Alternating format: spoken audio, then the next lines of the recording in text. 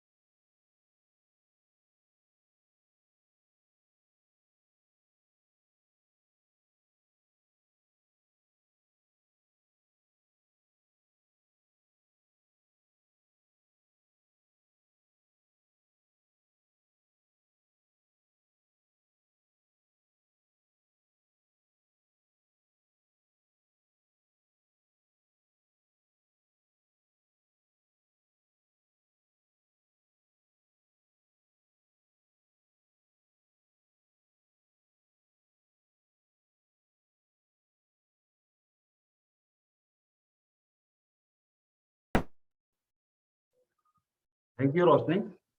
Just like to inform everyone that from Monday onwards, our Carfimab, that is Carfilzomab, will be available for all Indian patients.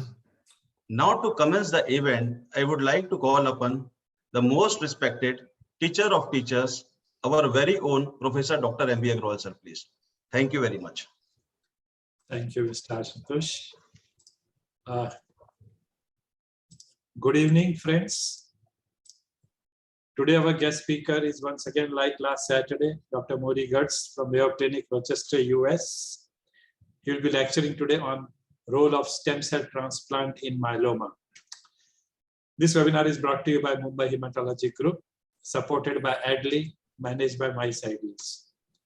I thank Mr. Ashutosh Shukla and his team from Adley Oncology, Mr. Rajesh, Mr. Kalpesh and the team Mice Ideas, the Executive Committee of Mumbai Hematology Group, our guest speaker, Dr. Maury Gertz from Mayo Clinic, Rochester, all our discussants who are themselves eminent hematologists or medical oncologists or bone marrow transplanters, and you participants from almost 15 countries for sparing your Saturday evening or maybe afternoon or morning.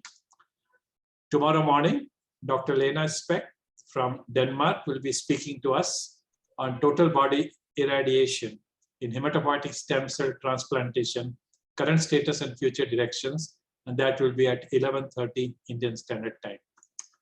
Our discussions today include very important personalities. We have Dr. Sharad Damodar from Majumdar Shah Medical Center, Bangalore, Dr. Ritu Jain from Jaswant Hospital, Mumbai, Dr. Shilpa Bhatia from Apollo Hospital, Kolkata, Dr. Bhau Saheb Bagal from Tata Memorial Center, Mumbai, Dr. Sachin Punatar from Tata Memorial Center, Mumbai, Dr. Anant Gokaran from Tata Memorial Center, Mumbai, Dr. Hamza Dalal from Fortis Hospital, Mumbai, Dr. Abhijit Baheti from Dinanath Mangeshkar Hospital, Pune, Dr. Aniket Mohite from Jahangir Hospital, Pune. It's my pleasure to reintroduce Dr. Maury Gertz this evening again. We introduced him last Saturday, but I'm sure that there are many different audience today. Last time his lecture got discussed for 1 week. The amount of discussion we had through emails and SMSs was fantastic. His lecture was very well appreciated, and a lot of, especially the young guys, benefited tremendously in understanding the subject of high-risk myeloma. And they are looking forward to transplants, which is an essential part of treatment of myeloma. He is Professor, Division of Hematology, Department of Internal Medicine, Mayo Clinic, Rochester. Member, Committee on Training, American Society of Hematology from 2015 till present. Member, Hematology Board Exams Committee, American Board of Internal Medicine, 2015 onwards till now. Waldenstrom Award for Medical and Scientific Achievements in Waldenstrom Macroglobulinemia, 2014. Treasurer, International Myeloma Society, 2011 to 14. Mayo Clinic, Roland Sidler, Junior Professor of the Art of Medicine, honoring Dr. Michael Brenner, 2010. President, Mayo Staff Officers and Counselors, Mayo Clinic, 2005. So I invite him to give the lecture on role of stem cell transplants in myeloma. Thank you very much, and over to you, sir. Thank you very much, Professor Agarwal. I'm very appreciative of the invitation, and thank you for the sponsorship, Mr. Shukla. So let me share my screen and we'll start. I certainly agree with what Dr. Agarwal said at the beginning, and that is that transplant is a vital and remains a critical component of the ability to effectively manage our patients with multiple myeloma. And there are a lot of facets, but I just want to talk a little bit about our selection criteria. At Mayo, the majority of myeloma patients are transplant eligible, and our selection criteria are actually quite minimal in patients that don't have other major comorbidities, severe heart disease and the like. Age for us, we've transplanted up to age 78 years. And I know of other centers that have transplanted up to 80 years. And as I'll show you later in the talk, if you properly select patients, then the outcome, both mortality-wise and progression-free survival, is the same for older patients as for younger patients. So 78, which encompasses the majority of our myeloma patients, unless those who have extreme frailty. We actually will transplant patients with any level of creatinine. We have no restrictions, including dialysis-dependent renal failure, as well as patients who have significant non-dialysis dependent renal insufficiency. But we routinely, if the serum creatinine is greater than 2 milligram per deciliter or 176 micromolar, we reduce the melphalan conditioning dose to 140. Even prior response to therapy is not an absolute barrier for safe transplantation, because even patients who are primary refractory can respond to stem cell transplantation, although their progression-free survival is going to be substantially less. This is just a publication from our group, just looking at patients over the age of 70 and under the age of 70 in the era before the introduction of maintenance therapy. And you can see that the progression-free survival in patients over the age of 70 and under the age of 70 is essentially identical. Now, of course, you have to keep in mind that we've selected these patients. I mean, the fraction of patients under 70 that we take to transplants, probably 97%. Over the age of 70 is probably closer to 60 to 70%. But if we think that it's safe to transplant, the outcomes for patients and their survival over the age of 70 is identical. So we don't use age as a major criteria cutoff. I want to talk a little bit about mobilization, and I just want to review what the Mayo mobilization scheme is. We do use plerixafor for patients, and we also use chemomobilization with cyclophosphamide, but we don't use it routinely. These are on demand. And of course, it depends on whether you're going to have a single stem cell transplant or more than one transplant, which could either be a tandem transplant or a single transplant, and then save stem cells for transplantation at the time of relapse a few years down the line. So here's our scheme. If the goal is one transplant, we give them GCSF, routine GCSF, 10 microgram per kilogram per day. And on day 4, we measure the peripheral blood CD34 count. If it's under 10, then we will begin plerixafor. But if it's over 10, we'll take them directly to apheresis. But we'll give plerixafor in the evening, and we'll begin stem cell collection the following morning. The goal, however, is higher for patients where we're anticipating collecting more than one anticipated transplant. And there we have a requirement of a CD34 count of 20. And if it's less than 20, we'll initiate plerixafor that evening and begin collections the following morning. The dosing of plerixafor that we use is that for patients who have normal renal function, creatinine clearance over 50, we give 0.24 milligram per kilogram, but a maximum dose of 24 milligrams, which is 1 vial size. We won't use more than 1 vial of plerixafor. Maximum dose, therefore, is 24 milligrams. For patients who have renal insufficiency, creatinine clearance less than 50, we reduce the plerixafor dose by 1/3, 16 milligrams per kilogram, but again, we'll never go above 24 milligrams. And that's how we. Now, what is the required minimum at Mayo Clinic? We require 3 million per kilogram of CD34 cells for transplant. What we found, you know that there's many publications that say that you can transplant safely with 2. But what we found is that if we use only 2 million as our minimum, then the number of platelet transfusions these patients require awaiting engraftment is significantly higher. So rather than give a lot of platelet transfusions as we wait for engraftment, what we end up doing is requiring a higher level. And when we require 3 million, the median number of platelet transfusions for a stem cell transplant patients is 1. And in fact, approximately 10% of patients can actually get through the transplant without a platelet transfusion. And that's why we have a minimum threshold of 3 million. Now, plerixafor and G is not the only safe way to collect.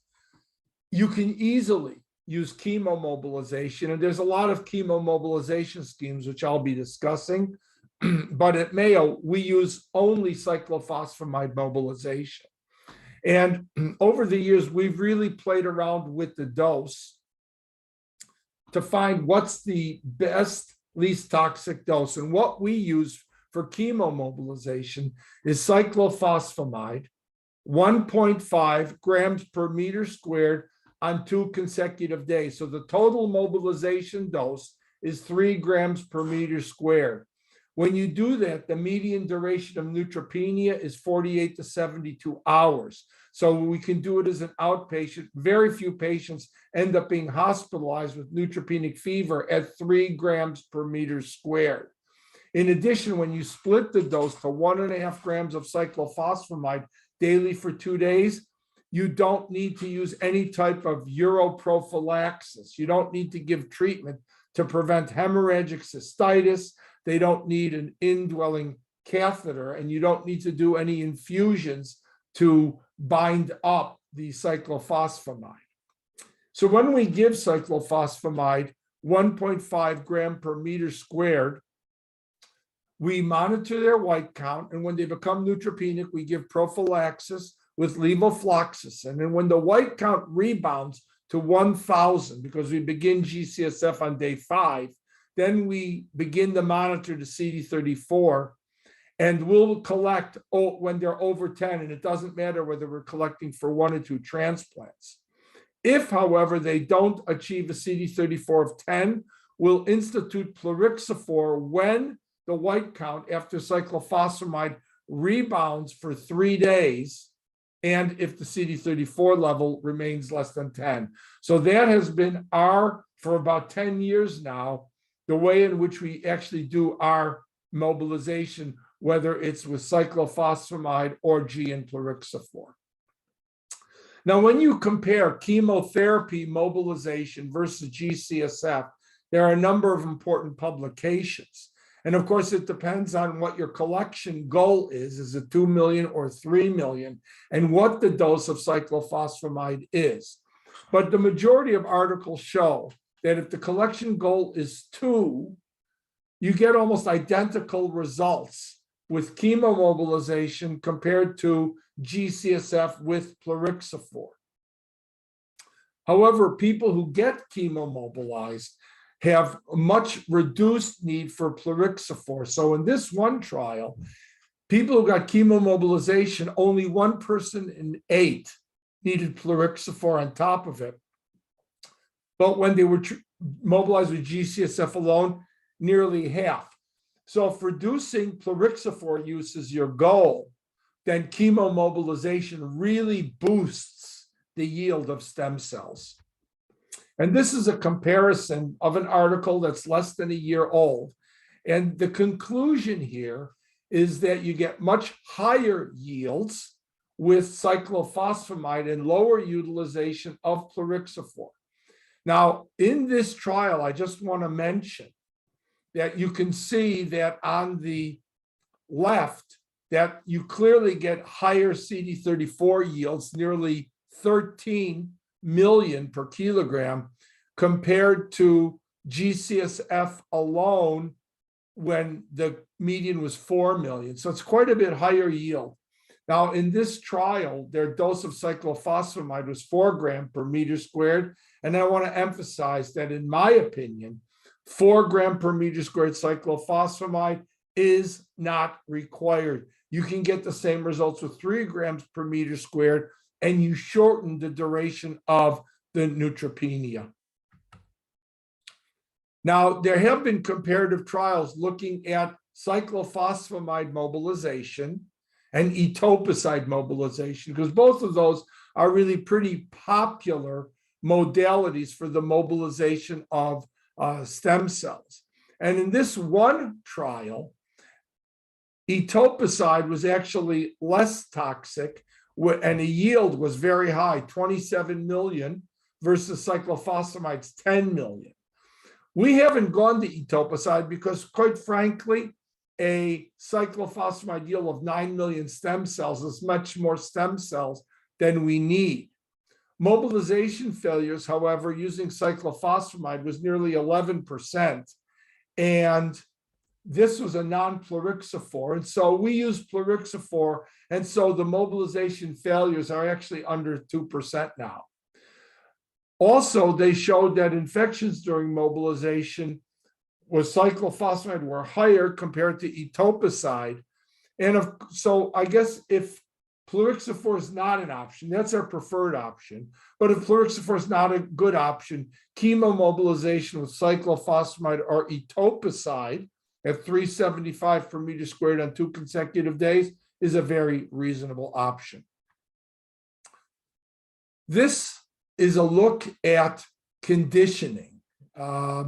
One of the problems is, what is the optimal conditioning? Certainly the global standard remains melphalan at 200 milligrams per meter squared, but this was a phase 3 trial from MD Anderson that looked at gemcitabine, busulfan, and melphalan, compared to melphalan alone as a matched control. And you can see that this demonstrated improved progression-free and overall survival with gemcitabine, busulfan, and melphalan. I would say that even though this demonstrated, I have not seen many centers in the United States move away from single-agent melphalan. For some reason, this trial has not impacted the clinical practice and moved people away from standard melphalan dosing.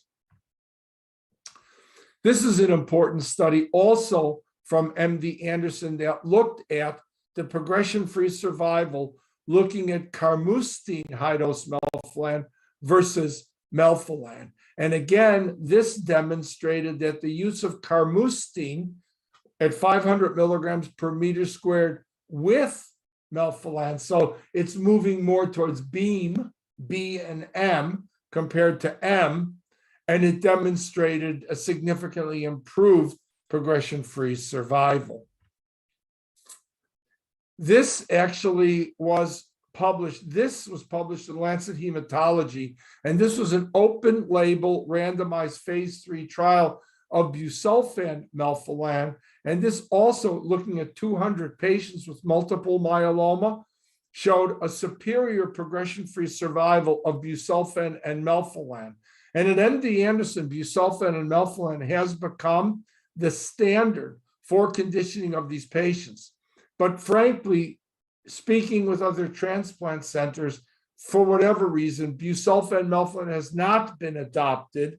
And still, I would have to say that despite some of these encouraging results, melphalan 200 still remains the standard of care. Now, I want to talk about inpatient versus outpatient stem cell transplant. It's important for you to be aware that at Mayo Clinic and many centers in the United States, stem cell transplantation is accomplished completely as an outpatient. We only hospitalize patients if they develop hemodynamic instability, performance status 4, mucositis related to the melphalan makes it impossible for them to take their oral prophylactic antibiotics.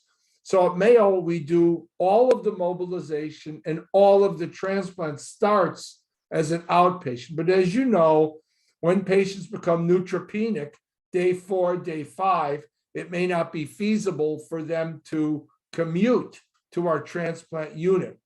But what our data shows is that patients under the age of 70, only 40% of patients are hospitalized. The median duration of hospitalization, 6 days. 60% are not hospitalized. Therefore, if you look at the median hospitalization for all patients under the age of 70, it's 0, because over half of the patients are never hospitalized. With this outpatient transplant protocol, our therapy-related mortality, all cause at day 100, is 3 out of 1,000 patients. And I must admit, 2 of those 3 died because they had rapid relapse and died before day 100, but it's still all-cause mortality. Patients over the age of 70, 50% of the patients will complete the entire transplant as an outpatient, and 50% will be hospitalized. Median duration of hospitalization for a patient over the age of 70 is 70 days. And those of you who do a lot of transplant know that that'll be about day plus 7 to day plus 13, the peak period of neutropenia. Just a little bit about why transplant continues to have an important role, and that there are just so many studies that show that the rate of MRD negativity and the rate of stringent complete response continuously increases at each phase. When you look at induction, consolidation, transplant, you can see that the stringent complete response rate continues to increase at each phase. And so in the transplant eligible population, I just put a little blue blocks around to demonstrate how the transplanted patients reach stringent complete response in nearly 80% from this KRD induction University of Chicago study. Now the question is, what about single versus tandem? And this is a pretty complex topic because studies from the EU and studies from the United States have completely different results. And so it's a problem because the trial designs were different. So when we look at Micali Cavo's trial, the EMN02, that looked at tandem versus single transplant, we have to look at what the induction was. So those patients were induced with bortezomib, cyclophosphamide, dexamethasone. And using that induction, which is not used very much in the United States, they showed that both progression-free and overall survival for tandem transplant was better than single transplant in the intent to treat population. When they looked at 3 European phase 3 studies that compared bortezomib-based versus non-bortezomib-based transplant, It showed that double transplant resulted in superior outcome. And I'll just show you some of that data. So again, this is the European trial looking at progression-free and overall survival based on single versus tandem transplant. Now, this is an important part of this. The choice of single or tandem in the European HOVON study was not randomized. What happened is it's the policy of the Germans that everyone got a tandem, and the policy of the Dutch that everybody got a single. So that's not quite a randomization, that was national policy. But when this was analyzed, you can see that in the European trial, the tandem transplant did better than the single transplant. Again, some of the patients didn't have bortezomib induction. Almost none of the patients had an immunomodulatory agent. They got VCD, which is quite different from American policy and therefore may affect the outcomes in a US trial. When they did the subgroup analysis of progression-free and overall survival comparing tandem transplant with single transplant, a couple things were demonstrated. And I think one of the most important things is that where you really got a significant improvement, where the overall survival for high-risk genetics was reduced to 0.54, suggested that for patients who had high-risk genetics, tandem transplant was significantly better. Other thing to note is that tandem transplant did not improve overall survival for patients who were international stage 1. It did not achieve statistical significance. So the subgroups were a little bit different. The tandem did better for high-risk genetics, international stage 2 and 3. When they did the multivariable analysis looking at progression-free survival, there were 4 features that predicted better outcome in the group. One was tandem transplant. Second was not having high-risk cytogenetics. The third was international stage that all favored the single and a low platelet count. And finally, for overall survival, the overall survival was high-risk genetics, low international stage, achieving a complete response, and tandem transplantation. So what they concluded was that the upfront tandem transplant had a significant improvement in progression-free and overall survival compared to single transplant on an intention to treat analysis. And this improvement was present in a multivariable analysis. And these improvements with tandem transplant were seen in patients with international stage 2 and 3 and high-risk genetics at diagnosis, but was not seen in low risk, meaning the patients with international stage 1.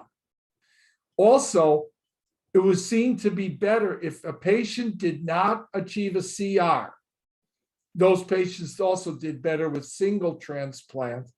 And so the argument from the European trial was tandem transplant for high risk and stage 2 and 3 should be standard of care.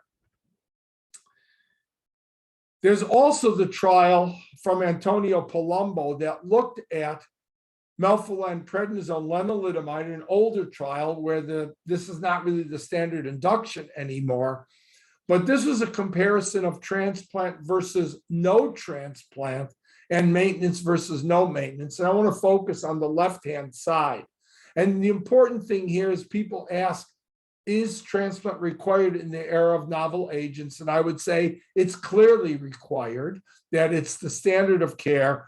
This trial demonstrated pretty clearly that with this induction, melphalan 200 transplant following MPR induction resulted in improved overall survival.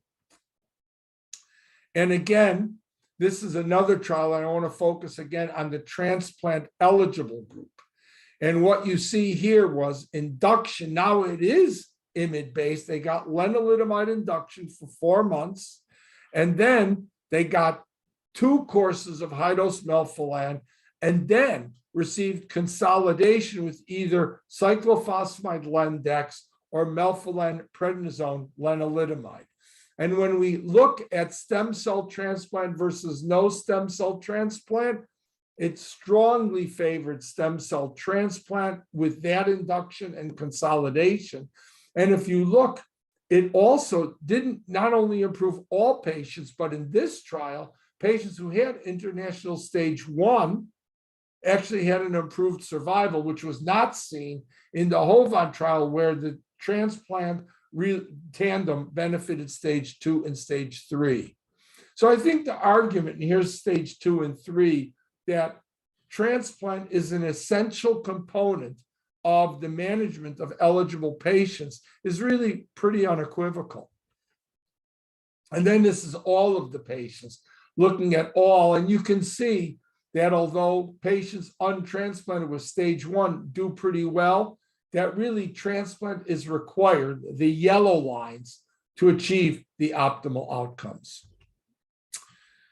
So this is Michel et al.'s IFM-DFCI study that was published in the New England Journal 4 years ago, looking at induction with len, bortezomib, dex, RVD, stem cell collection, half the patients transplanted, then consolidation and maintenance, the other half not transplanted, and instead of a transplant got 5 4-week cycles of VRD and maintenance.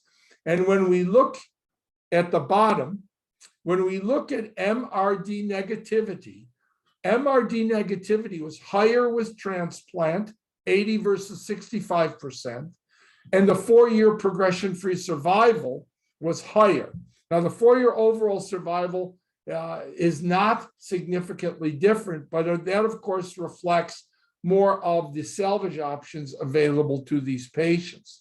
But at the end of the day, transplant resulted in higher MRD negativity, improved progression-free survival. And you can see here that, again, in another trial, this is from the University of Chicago, that stem cell transplant moved the CR rate up from 16% after induction to 27% after transplant. And when you compare the complete response rate after consolidation, it was 67% in the transplant group, 34% in the no transplant group. And finally, at the end of the maintenance, which was KRD, the transplant group had 86% CR, the non-transplant group 59% CR. Again, powerful evidence to suggest that transplant remains very important,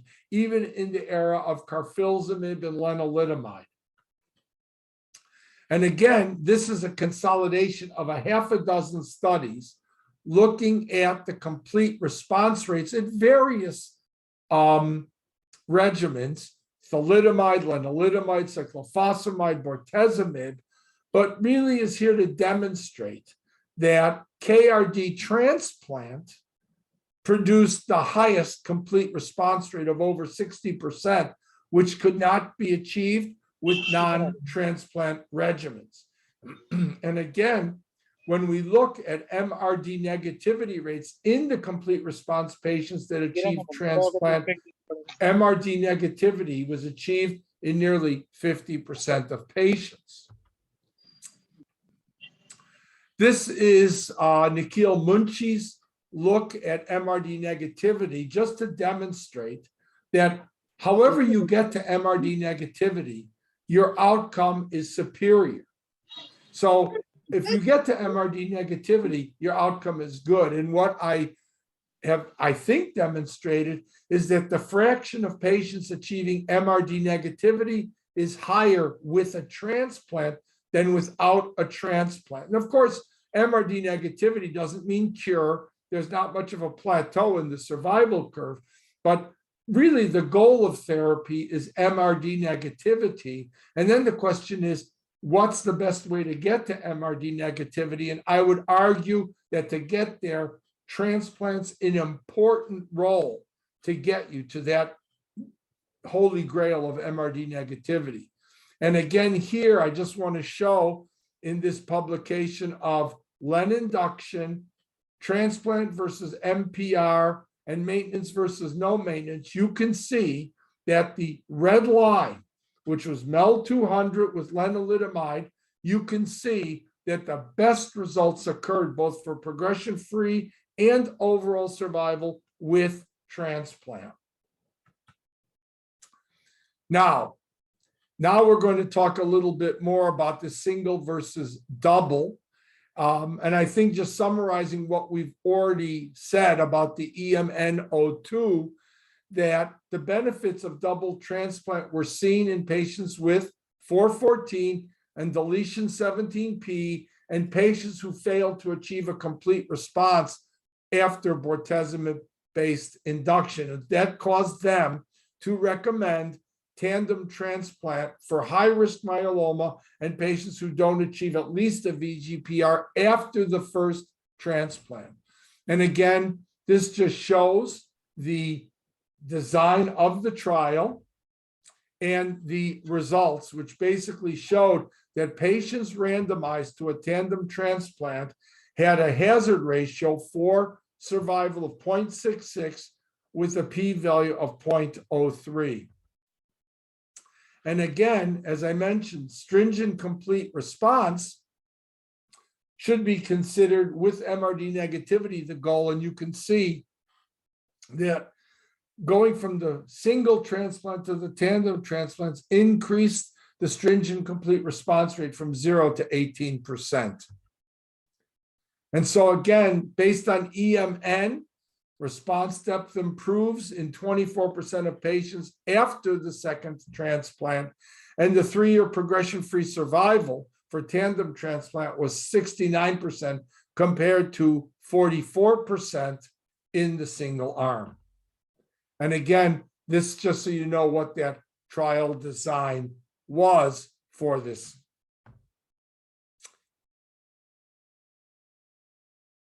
This is the summary slide of the European, looking at single versus double transplant. On the left, you're looking at all patients. But on the right, you're looking at patients who have standard risk genetics, and on the bottom, high risk genetics. And you can see that for standard risk genetics, the progression-free survival achieved significance, but it was minimal at 0.05. And the greatest benefit of the tandem transplant occurred at 3 years with high-risk genetics, with the progression-free survival 52 versus 30%. And so I think I'll just sum up that argument of that high-risk genetics, failure to achieve a CR, benefit with European induction in terms of tandem transplant. This is a forest plot of the Palumbo trial showing how transplant improved the outcome for all patients based on progression-free survival. The only group was that some of the stage 3 patients didn't show improvement if they didn't get maintenance therapy. But if you look at just the transplant, everybody did better based on stage, based on genetics, based on age. And this is a look at the CR rate based on the induction regimen. And I think the bottom line here is that patients did better if induction included bortezomib-based induction, which is the yellow bar. Looking at what has happened to progression-free survival and overall survival over time, you can see that with the introduction of better agents, 2004 would be pre-lenalidomide, pre-bortezomib. And so this would have been doxorubicin, vincristine, dexamethasone induction. But as we begin to introduce novel agents, survival with transplant in myeloma continues to improve. And again, this is just demonstration of the fact that as novel agents improve, patients' outcome improves across all ages, across all stages, and all lines of chemotherapy. This is an analysis of second malignancies after stem cell transplant in multiple myeloma. And of course, that's an increasing concern after patients are transplanted, because in this study published 3 years ago, at 6 years, the risk of a second primary malignancy was 5.3%, hematologic malignancy 1.3%, and it was all related to transplant. There was no impact if there was prior radiation therapy. It didn't matter what induction was, what the CD34 count, whether they were a poor mobilizer or received plerixafor. By 8 years, second primary malignancies were seen in 7% of patients, although death from myeloma was really the biggest cause of death at 61%. The only predictor of second primary malignancy after transplant was age over 65. But this is obviously an increasing concern. And one of the unanswered questions is whether these second cancers will be higher in patients who get tandem transplant compared to single transplant. So I want to kind of summarize, and I just want to mention one other thing, is that progression-free survival after early transplant has continued to improve over the past decade. And this is in large part related to the introduction of novel therapies, consolidation, and maintenance. That overall survival has been stable after adjustment for other factors. That the most common pre-transplant induction regimen currently being seen at Mayo is bortezomib lendex, but I have to say that the use of quadruplet induction, including daratumumab bortezomib lendex, is increasing rapidly. And in fact, in high-risk patients now, the most common induction regimen that we're seeing in our referral practice is daratumumab, bortezomib, lenalidomide, dex. In the standard risk population, it's about 50-50. Half of the patients are getting bortezomib, lendex. Half of the patients are getting daratumumab, lenalidomide, dex. And that about half of our patients are placed on maintenance treatment after autologous transplant. Those numbers are increasing as well. I think that in the Mayo practice, virtually everybody is receiving maintenance therapy. And I just want to make one other comment, and that has to do with the utilization of tandem transplant in the US trial. In the United States, the Stamina trial randomized patients to 3 arms. One was single transplant len maintenance. The second was single transplant consolidation len maintenance. And the third was tandem transplant and len maintenance. The US Stamina trial did not show any benefit from tandem transplant, but the design was fundamentally different from what we have demonstrated from the European trials. And this is the reason why, is that patients were allowed any induction therapy. And the most common induction was bortezomib, lenalidomide, dex, where in the European trials, no patients got lenalidomide induction. Secondly, patients in the US Stamina trial were allowed up to 2 inductions prior to randomization to the 3 arms of transplant, tandem transplant consolidation. So patients who didn't have a very satisfactory response after 1 induction could get a second non-cross-resistant induction and still get randomized. And I think that's an important difference between US and European trials, where in the US, being able to get lenalidomide upfront and being able to get 2 different induction therapies with novel agents might have neutralized the benefit of tandem transplant.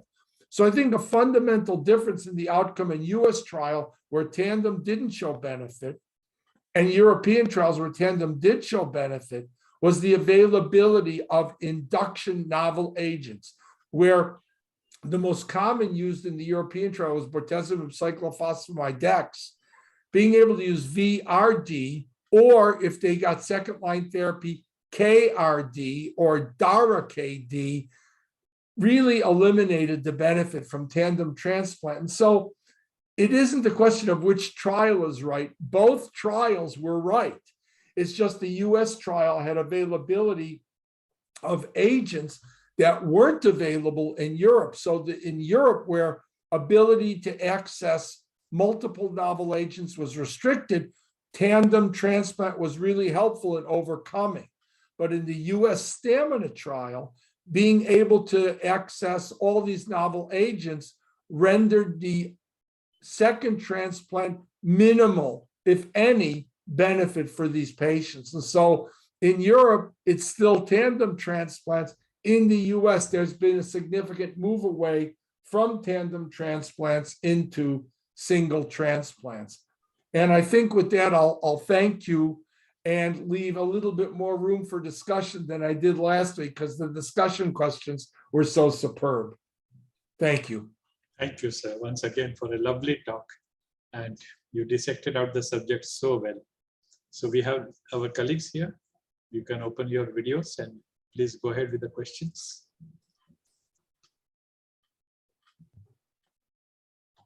Yes, Dr. Ritu. Dr. Gertz, good evening. Good evening, sir. Excellent talk and very relatable talk. I'm sure my colleagues in the panel will be able to relate. And you started right from the basics of stem cell mobilization collection, which in most of our transplant talks, nobody talks about it. So I have a few questions, if I can ask, sir. Like in a standard risk myeloma, post autologous transplant, do you recommend maintenance therapy, and what drug and the duration? Second question is. That's a one question. Okay. All right, let me hit that first question then. So right now, and you know, these things are evolving pretty quickly, but in a standard risk patient, we're using actually lenalidomide maintenance to progression in virtually all patients. The key trials, I mean, there are so many trials now of 2-drug maintenance versus 1-drug maintenance, which includes DARA lenalidomide compared to lenalidomide. It includes carfilzomib lenalidomide compared to lenalidomide, and ixazomib lenalidomide to lenalidomide. So in a non-study patient, it's 1 drug for a standard risk patient, but we're giving those patients len until they progress. Now, I do have to say that there are also trials about the duration. Right now, the duration trials in the United States, however, are MRD based. And so if a patient does not achieve MRD negativity, I think the standard practice in the US is len to progression, assuming the patient tolerates it. Some people are forced to withdraw because the diarrhea becomes intractable, the fatigue becomes intractable, they keep getting cramps and skin rashes, but if they tolerate it, it's the progression. But we do have a trial that after 24 months, if you achieve MRD negativity, there's a randomization for MRD negative patients to continue lenalidomide or discontinue lenalidomide, trying to address the duration, but we're only addressing that in those patients that achieve MRD negativity. And I don't know what the right answer is going to be of 2-drug versus 1 drug, but certainly in my practice, if you're not in a clinical trial, it's 1-drug maintenance. Ritu, your second question. Second question is again regards with maintenance in high-risk myeloma, especially now with the advent of daratumab in induction therapy. What do you give as maintenance post-transplant, and whether you give a doublet or a triplet, and for how long? So that's a much harder question because the data is lacking. But as you know, there was a trial published by the IFM in the middle of 2021 that looked at VTD versus DARA VTD induction. And then the VTD arm got single maintenance, and the DARA VTD arm got 2-drug with DARA maintenance. Now, the outcome of that study was really important in that the people who got DARA induction, DARA VTD, did not have benefit from 2-drug DARA maintenance. The only patients who benefited from DARA maintenance were the people who didn't get DARA at induction, and the only inferior group was VTD with single drug maintenance. So that we have to be a little careful, because that trial suggested that if you got DARA up front, induction, you didn't need it as part of maintenance. So we shouldn't automatically assume that 2-drug maintenance is better than 1-drug maintenance. Having said that, the Mayo Clinic MSMART group has decided, even though the data is scarce, that high-risk patients get 2-drug. But I will tell you in my practice what I'm doing. In my practice, high-risk patients are getting lenalidomide and every other week bortezomib maintenance, sub-Q every other week. And that's driven by the fact that, I mean, it's a very effective maintenance regimen, every other week, not very neurotoxic. But of course, the fact that both lenalidomide and bortezomib are available as generic drugs is a big influence, because DARA is pretty pricey for long-term maintenance therapy that can kind of break the bank. And so pending demonstration that 2-drug maintenance with DARA is better than bortezomib len, both as generics, I've been using every other week bortezomib and len, and that is really pretty well tolerated. And of course, the len is at 10 milligrams, and so it's well tolerated. But those recommendations for high risk aren't based on high quality data, the way that the standard risk, it's a little bit better to demonstrate the one. And as you know, there's this business with carfilzomib len-based maintenance, but it's pretty hard for patients to come every single week, every other week for an IV injection. Those are tough questions. Yes, Ritu, your third question. No, sir, we have other panelists. I think Dr. Coates, we are also practicing more or less the same, but it just reinforces and gives us confidence that we are able to practice. And the third question, quick one, that when do you stop lenalidomide before the stem cell collection? So here is an important thing. So the very first publication on len impacting stem cell collection came from Dr. Saji Kumar, okay? And that was based on old data before plerixafor was in routine use. And what that demonstrated was that patients who got lenalidomide had lower yields than patients who didn't get lenalidomide. But I'll be honest, I don't think that's the important question. Not the fact that the yields were different. The question is how many failed.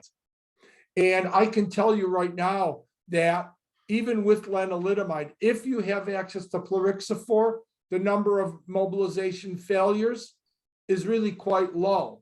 And since there's been a second publication just in the last year from another group indicating that lenalidomide didn't reduce the yield of CD34. So now we've got a second publication suggesting that data may not be so solid. And so I'm not really very, so I just tell them to stop at 2 weeks before they come.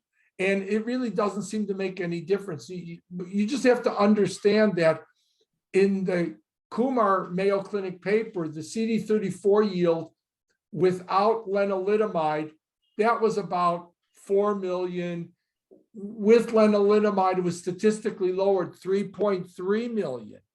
But that's statistically significant. But if you can get 3.3 million stem cells, you ought to be pretty happy. And even then with plerixafor, you can boost it.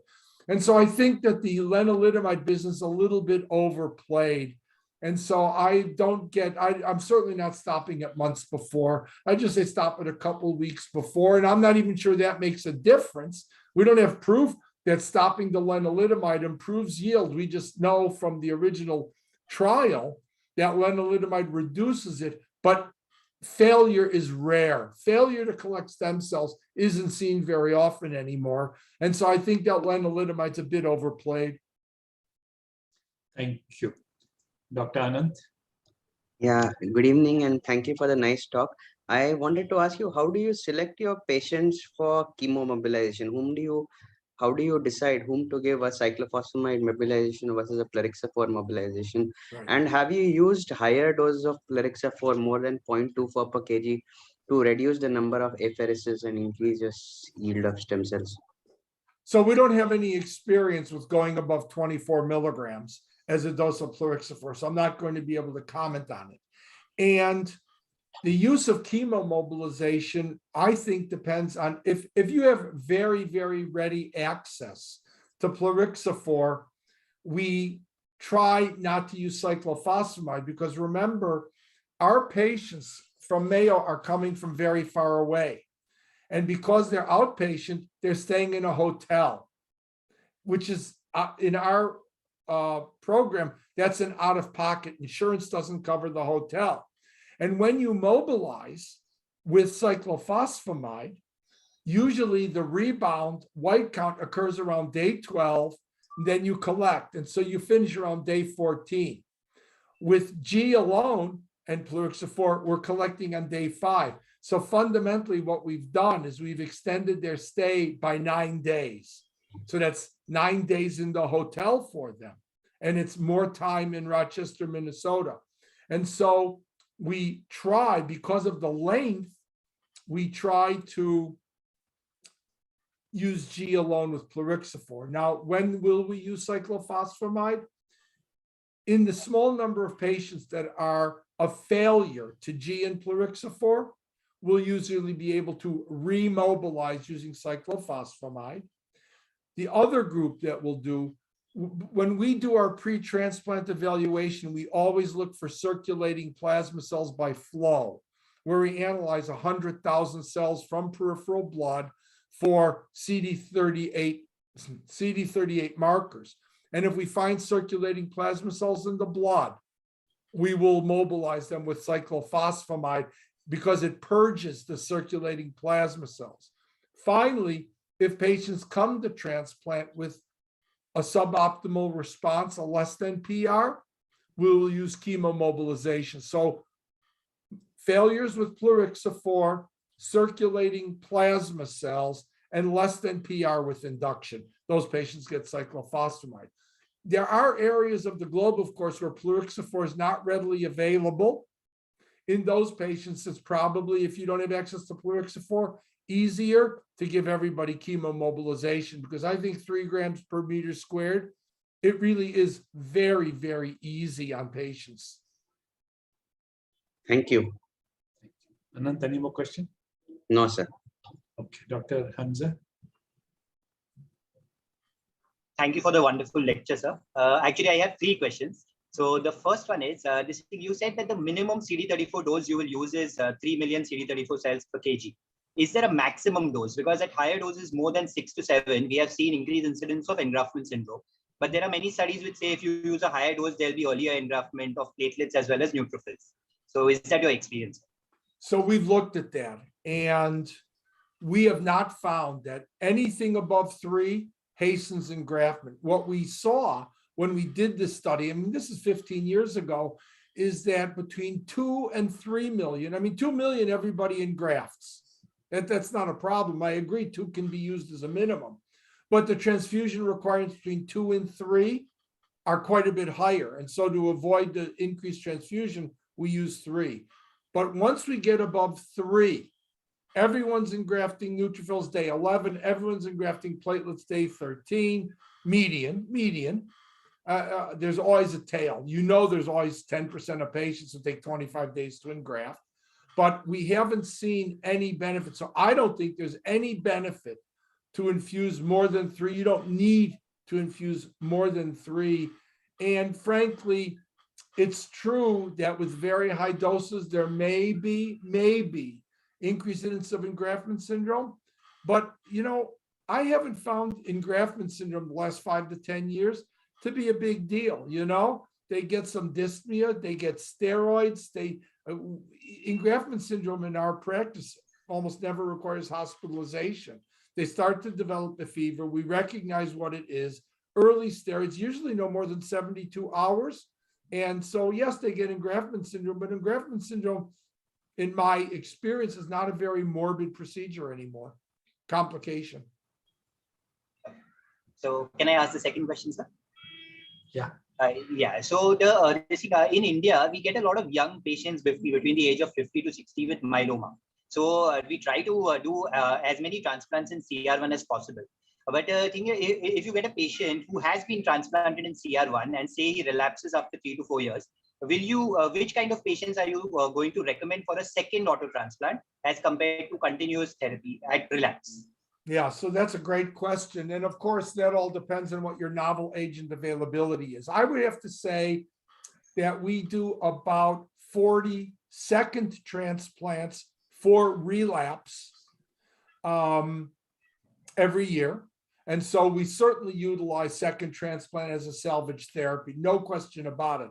Now, utilization of second transplant, of course, is a little bit in decline because patients have CAR-T and BiTEs and belantamab, and so there are just so many more options that second transplant is utilized, but not as much. But it really depends on what access is to the novel agents. Now, obviously, one of the big determinants from the patient standpoint is how did the first transplant go?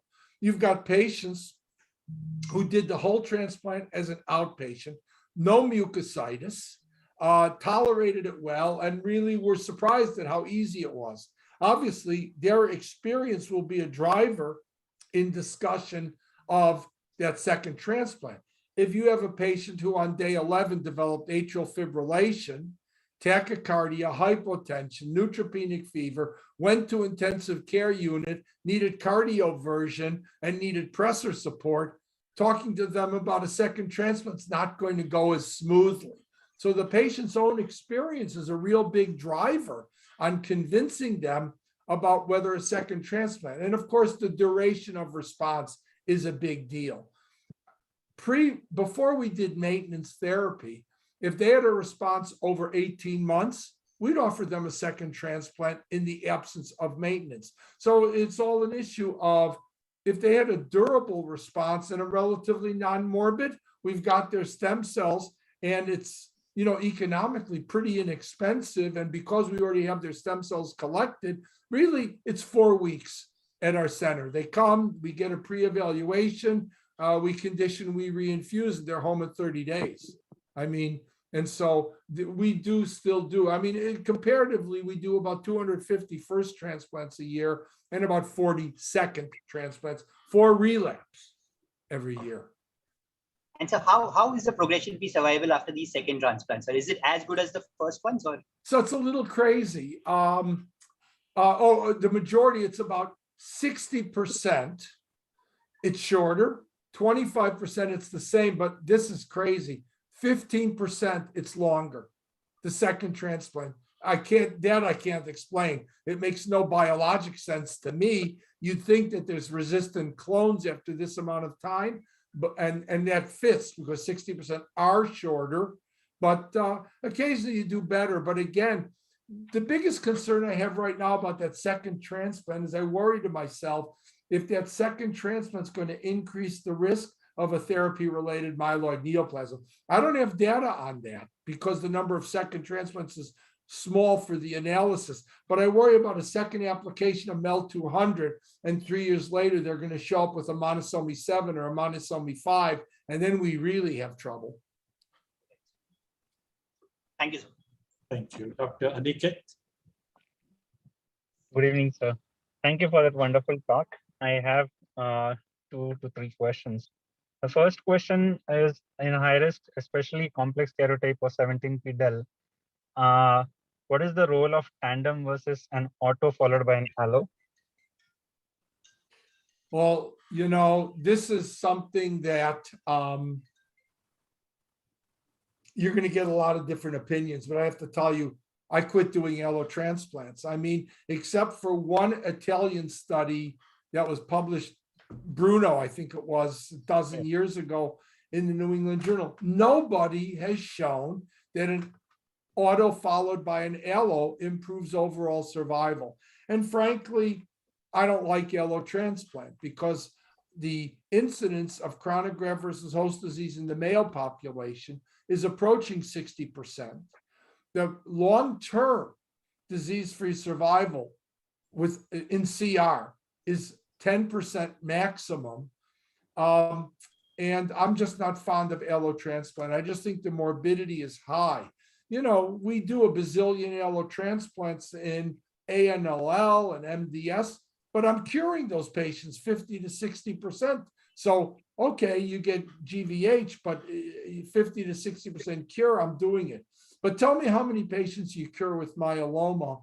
And anyone who tells me it's 25%, I don't believe them. It's for us about 10%. And so I really don't like using allogeneic transplant because I'm really kind of tired of seeing chronic GVH of the skin. I'm sick of seeing bronchiolitis obliterans and asphyxiation with chronic hypoxemia.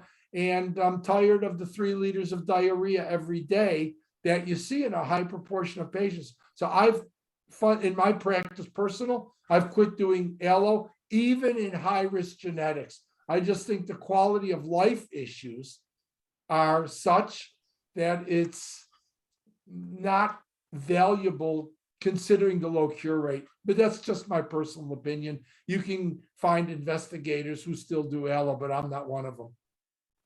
Any patient or any candidate where allo would be indicated in myeloma in the current scenario?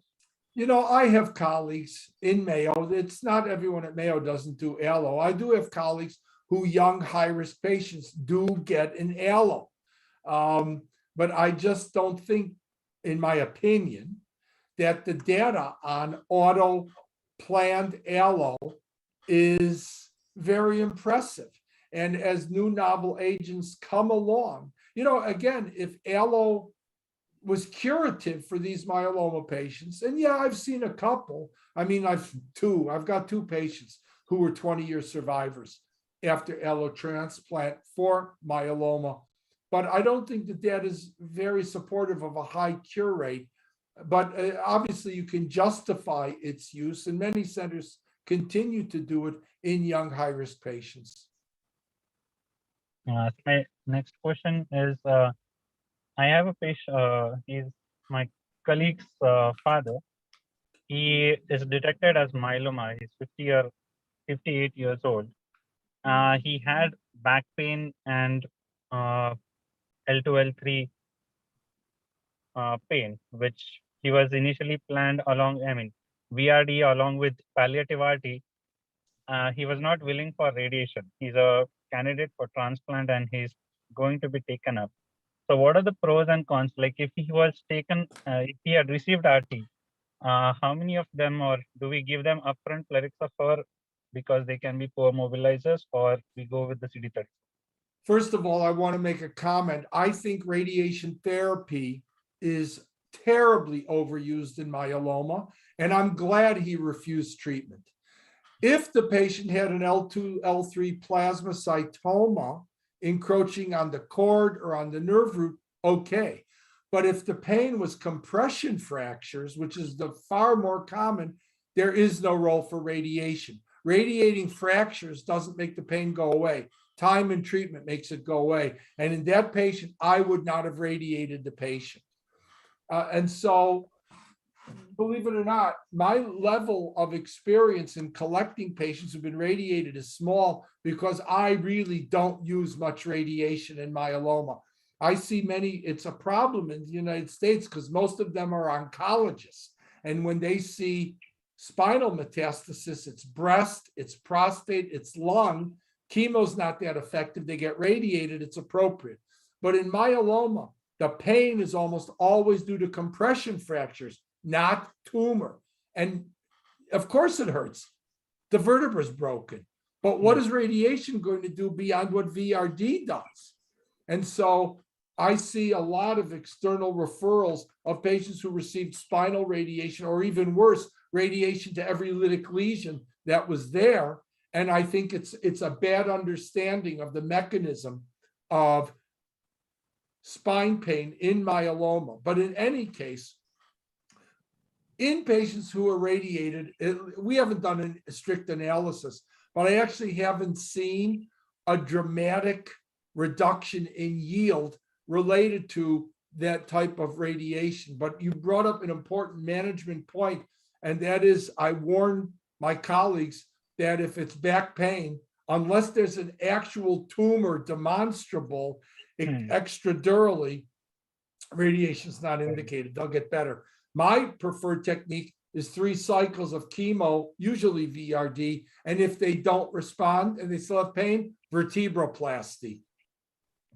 Not radiation. I like vertebroplasty a lot. I think it actually produces an amazing amount of pain relief, but I don't do it until I've given them a couple cycles of chemo to see how much benefit they get.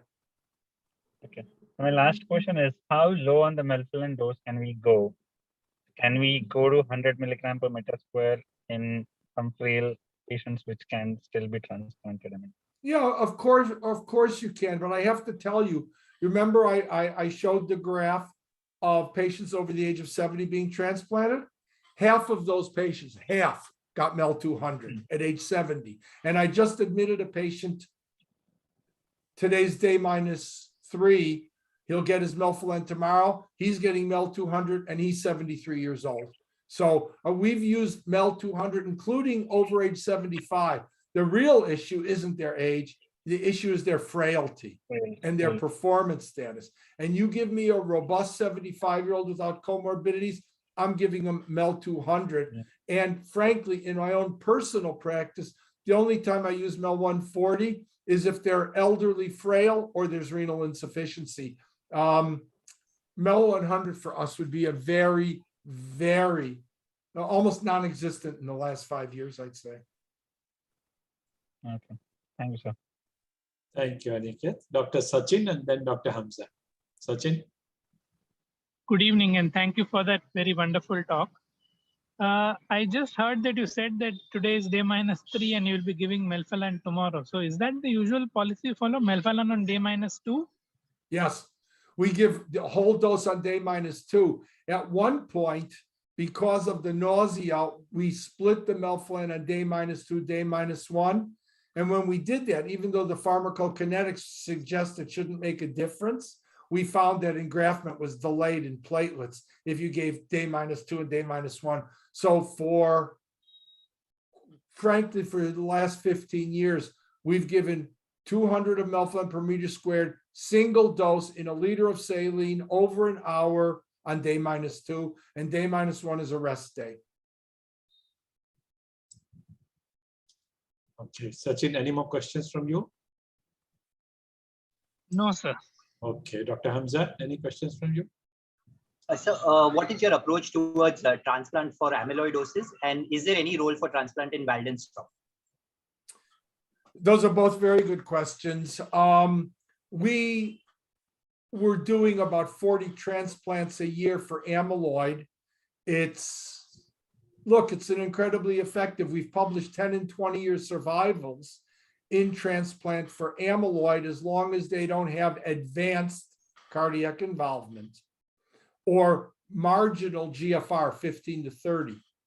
And transplant really is highly effective. But what's happened in the United States anyway, with the introduction of daratumumab and the use of Dara VCD, our use of transplant has plummeted. I mean, it's gone from 40 a year to 15 a year because Dara has made such a profound impact on. But when you look at patients and what's the goal of transplant in amyloid? Well, the goal of transplant really has to be a CR. It's just that if you don't get a CR and if they still have light chains of 50 milligrams per liter, not enough. They're going to still deposit amyloid. You need a CR. Well, with Dara VCD, you get a CR in 60%. That means that 40% of patients have not achieved a CR.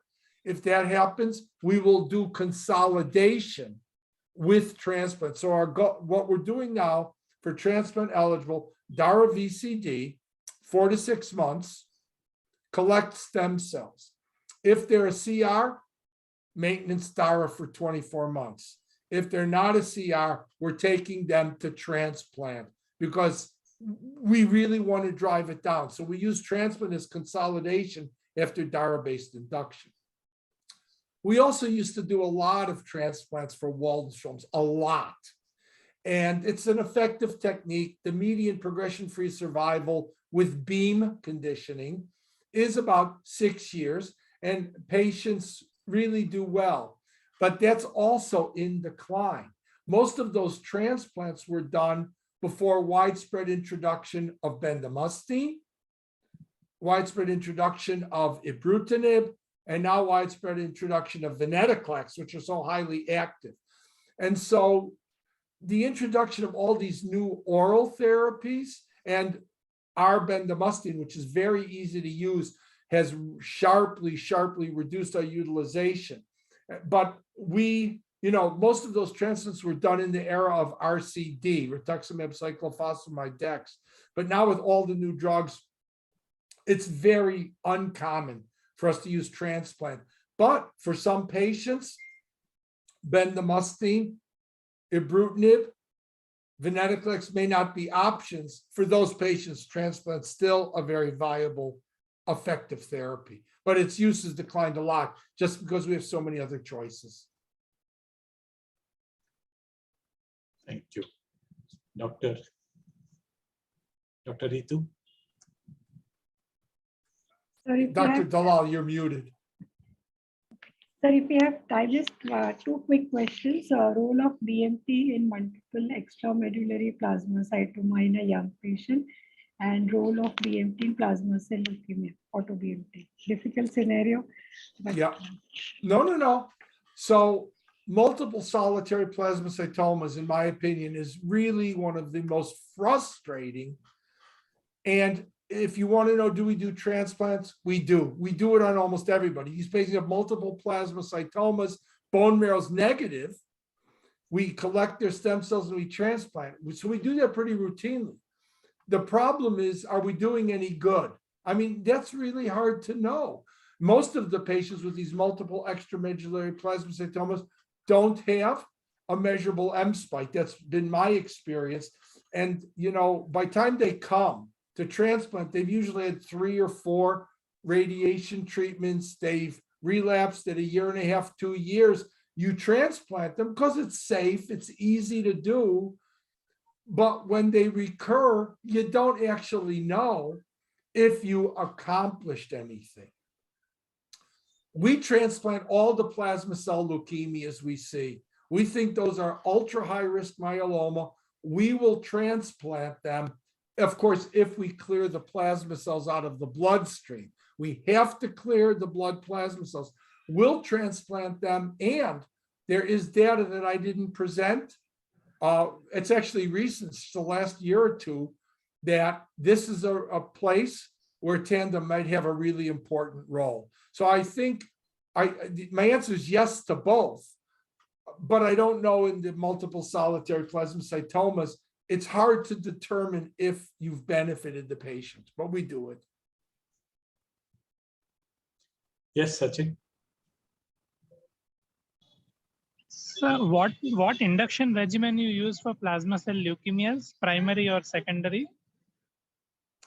Well, we don't have problems with drug access. For us, it would be DARA VRD, although for secondary, some of my colleagues, not me, but some of my colleagues will use VDT PACE. I don't use much VDT PACE in my practice because I really think it just combines a lot of drugs that have very little single agent activity in myeloma. You go back to the 70s and really cytarabine, cisplatin, etoposide, and doxorubicin don't have very much single agent activity in myeloma. So even though VDT PACE is used a lot, I don't even know what the rationale is. In my practice, when I see a patient like that, I prefer to give them a big dose of Cytoxan 4 grams per meter squared ablative rather than give them VDT pace. But again, if I saw a secondary plasma cell leukemia that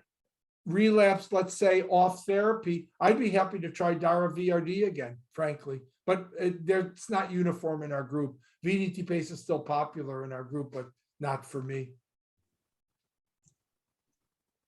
Thank you. Sachin, any more? No, sir. Hamza, any more? No, sir, that's it. I just had a comment that this thing in India, I don't think so 24 months of daratumumab is going to be possible. So I think this is a good idea that you can give 4 months of daratumumab and then consolidate with transplant, which may be this thing better than this thing not giving any treatment at all later.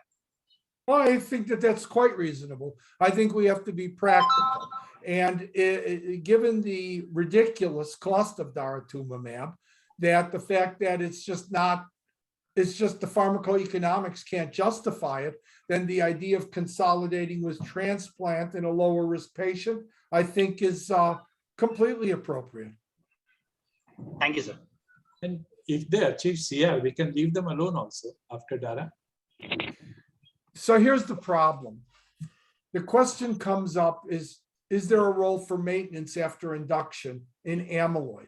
Yes. And the way we handle it is based on the biology of the plasma cells. So let's say you have an average amyloid patient at diagnosis, 8% plasma cells, no high-risk genetics, which is pretty typical. And so, the bone marrow looks like an MGUS. We're not going to give that patient maintenance therapy after an amyloid transplant. But what do you do with an amyloid patient? They present with standard amyloid cardiomyopathy or amyloid nephrotic syndrome, but they have 30% plasma cells in the bone marrow at diagnosis. Or they have a 1Q plus. Those patients don't have the usual phenotype, and in those patients, we'll consider maintenance therapy for those. Again, just a mention on the FISH in amyloid, you'll see minus 17p, 3%. You'll see 1114, 50%. In myeloma, 1114 is 15%. Minus 17p is 5 to 10%. So the FISH is very different. So the question for the amyloid patient is, was the phenotype MUGUS or was the phenotype myeloma? And we'll use that to make the decision about whether they get maintenance therapy or not. Average amyloid, no maintenance therapy is required. We never did maintenance therapy after transplant in the old days, for sure. Dr. Aniket? Question. Where do we opinion CAR-T would be used for myeloma therapies? Well, right now we have 2 approved CAR-T, Cilta-cel and ide-cel. According to FDA now, it's required 4th-line therapy. But there are a lot of trials that are underway now looking at CAR-T in 2nd-line therapy. And there's one trial that looks at CAR-T as a randomization after 1st-line induction, randomized between transplant and CAR-T. And so CAR-T is going to move higher, but I'll tell you, at least in the 4th line, the way I use CAR-T, it's a bit of a disappointment. Median progression-free survival, 1 year. The number of patients who have sustained CRs, 15 to 20%.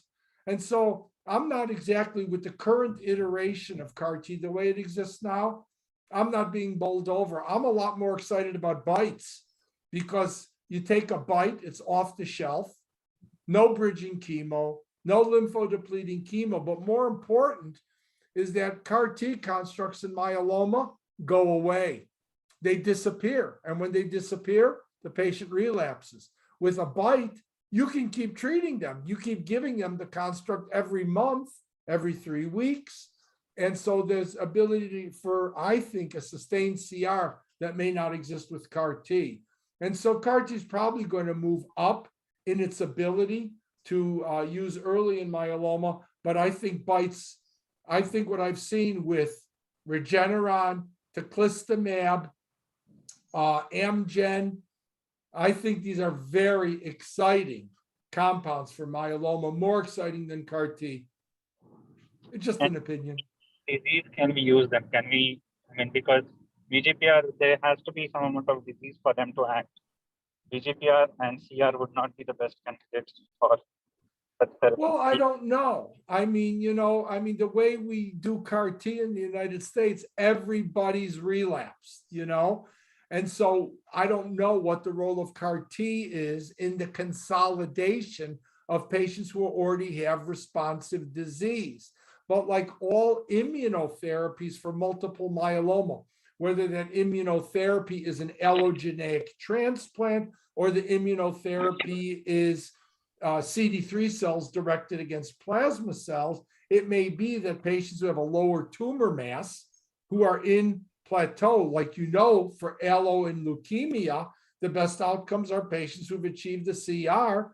That may turn out to be the case in CAR T for myeloma, but no one's tested it yet. Everybody getting treated is relapsed refractory disease. Thank you, sir. Anand? Yeah, I have a question. This question was actually asked to me by one of the students, and I didn't know an answer to that. The student asked me that high dose chemotherapy and transplant can cure a lymphoma, but why can't it cure a myeloma?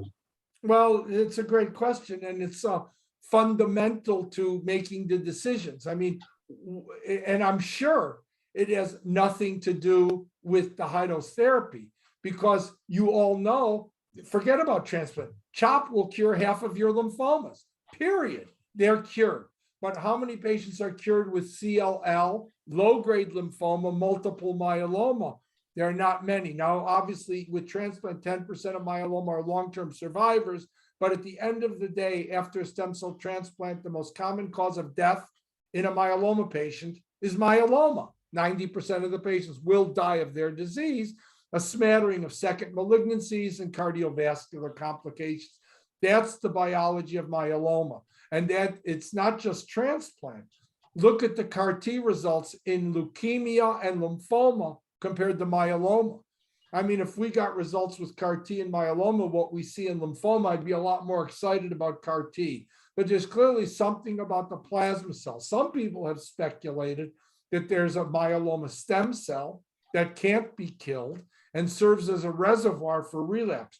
But actually detecting that myeloma stem cell isn't very easy, and no one knows where it is. But people have postulated that that's the reservoir, that even in patients who achieve MRD negative, stringent complete responses, still half of them will relapse by 8 years, because there must be a cell that repopulates the plasma cell population, but is not recognizable as a plasma cell, because at 10 to the minus 6th in the marrow, we can't find them. And so that's the argument. It may not be satisfactory, but the medical student is good in asking really the key question: why can't we cure multiple myeloma? Because my answer to patients is we can't. And when I see patients refer to me, they come for a second opinion, go, well, the other doctor said I could be cured with CAR T. And I think it's wrong to say that. And they say the same thing with allotransplant. It's the only curable option for myeloma is allotransplant. I never say that to patients, because I think it's dishonest and misleading. Thank you. Thank you, Anand. So a few questions from the audience. What should be the interval between 2 tandem transplants, if at all? Oh, I think most patients have recovered enough to do it within 100 days. I think most of it's really based on what the patient's performance status is after the first transplant. I mean, you don't want to take someone who's performance status 3 into the second transplant. So it really depends on the patient. We'll usually see them back at day 60 just to assess them and to be sure they've recovered. And like everything else, a tandem transplant in a 40-year-old at day 60, it's almost certain. In a 70-year-old, they may not be ready yet. And so it really has to do on what their frailty is and how much to recover. I mean, you don't want to take someone to a tandem transplant who comes to the office being pushed by their kid in a wheelchair. You want someone who's an ambulatory outpatient for that second transplant. Thank you. Another question is, does daratumumab impact stem cell mobilization? So there's been one publication that has suggested it does, I haven't seen it. And we're, like I said, about half of our patients coming to transplant have had daratumumab, and I don't see an appreciable difference. But you ask a great question, because the real question would be, is if you had daratumumab, is the plerixafor requirement higher? Do we use more plerixafor? And actually, I haven't looked, but that's really, I'm going to write it down. We probably should look at that. Whether the DARA induction increases the fraction of patients requiring plerixafor, because that would be a very easy thing to look at. Thanks. Okay. In high-risk myeloma, where you have used DARA-based quadruplet, will you like to do a tandem transplant in a young person? I'm not doing it in my practice. I think if you have access to DARA-based quad, I'm not doing a transplant. I suspect that my answer may be in the minority. I mean, I just don't do many tandem transplants based on the US stamina data. I accept that as what is predictive for the United States population. But again, in that data set, the question is going to come up of DARA maintenance. Well, if you don't have access to DARA maintenance therapy, then maybe a tandem transplant is legit. But if I'm giving someone DARA VRD and a single transplant, I'm taking them straight to maintenance therapy and not a tandem. Although then the question, of course, is what's the best maintenance therapy for that patient? I think it's probably, for my practice, it's going to be bortezomib lenalidomide maintenance for the high risk. I probably won't do a tandem. Thank you. Another question is, do you reduce melphalan dose if there is moderate restrictive lung disease? We haven't done that. It all depends. You know, if you have a DLCO of 50, we usually won't transplant you. We'll consider that a high risk morbidity issue, and I don't want someone to get septic or neutropenic pneumonia and get intubated. So if your DLCO is under 50, we're pretty reluctant to do it. But the truth is if I'm going to transplant, I'm going to try everything I can to give MEL 200. Another question is, you can do auto transplant for myeloma on outdoor basis. Are your colleagues doing same for lymphoma? Oh, yes. Yeah, absolutely. The only difference is that they're inpatient for conditioning, because we can condition as an outpatient with MEL 200, but with BEAM every 12 hours, you have to get cytarabine and etoposide.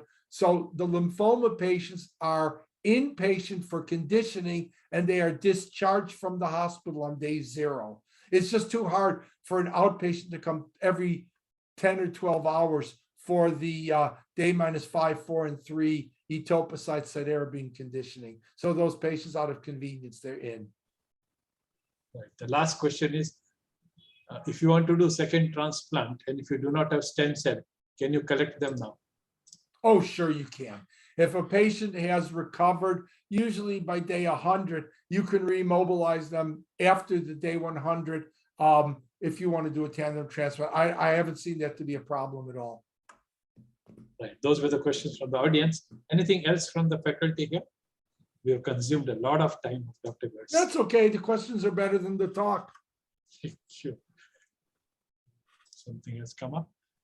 Yeah, I see elderly IgA kappa, any difference in duration of induction or drug preference? For me, no, because when you do the multivariable analysis of outcome, you know, and you start correcting for renal function, beta-2 microglobulin and the like, it makes no difference. So I don't handle the G, the A, or the light chain any differently with induction therapy. The only difference, of course, is that light chain myeloma has a higher incidence of cast nephropathy, and I handle those a little differently because normally my induction is once a week bortezomib.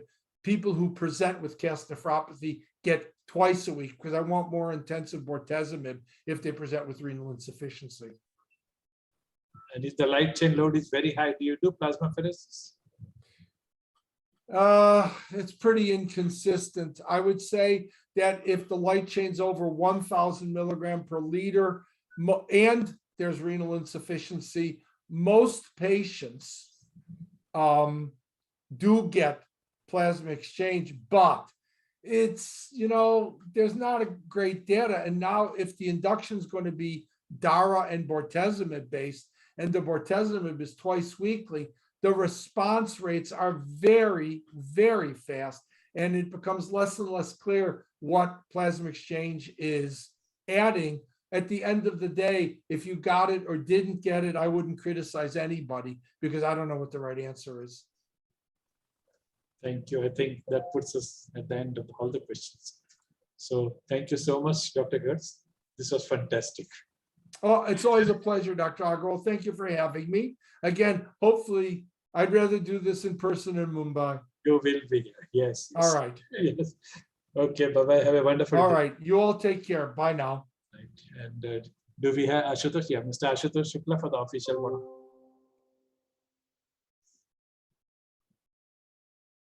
Thank you, sir. Thank you, Dr. Mori, for such a wonderful presentation. I'm sure all the participants must have felt today's webinar a very enlightening, interesting, exciting, and much more. Thanks to all the discussions for asking the relevant questions related to stem cell transplant in myeloma and making this webinar very, very informative one. Thanks to all the participants for sparing your valuable time this Saturday evening. Thanks to our event partner, Mice Ideas, for flawless execution of the program. And at last, thank you very much, sir, Dr. M.B. Agrawal, sir, for giving us an opportunity to be a part of this academic feast. Thank you so very much. Good night. You're always welcome. Thank you. Bye-bye. See you tomorrow.